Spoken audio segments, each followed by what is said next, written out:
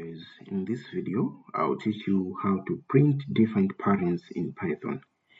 Here are some of the examples of what you're going to learn by the end of this video.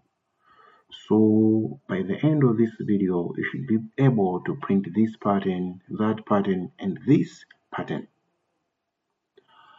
So let's get started.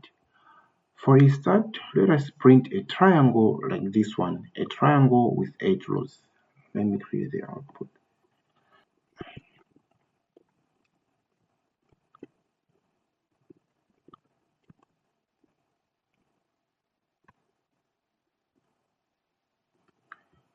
What we're basically doing here is we're applying the trick for string replication. So for each iteration, when k is equal to 1, that is the first iteration, this string will be multiplied by a 1. It means we're going to have one of this shape. And when k is equal to, this string will be multiplied by 2, and so on up to when k is equal to 8. Let us see the result for this code. When we run this code, this is the output that we are getting. Now let us move on to the next shape. The second shape is just a reflection of the first shape and the first shape.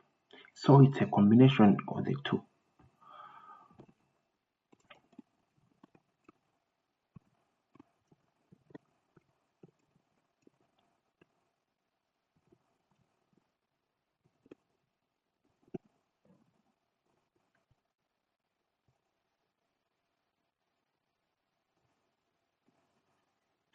There we go. Here is the output. That you can see here, the first shape we multiplied with a k. It means when k is equal to 1, we'll multiply this shape with a 1. When k is equal to 2, we'll multiply this shape with a 2.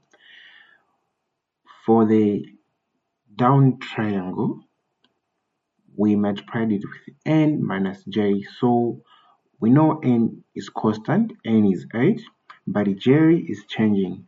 So when j is equal to 1, we'll multiply with 8 minus 1, that's a 7. And when j is equal to 2, we'll multiply with a 6. And when j is equal to 3, that's why we get this tapering shape down here. Alright, let us move on to the third shape. To create the third shape, we would have to push this upper triangle inside a little bit. To do that, we're going to add a space at the beginning of the upper triangle. So this will be achieved by using an empty string. We can multiply this empty string with any number less than 8. So let's choose 7. If you run this code, we can get an output like this. So creating patterns is very interesting. You can try it out with different parameters to see the shapes that you can make. Thank you guys for watching this video.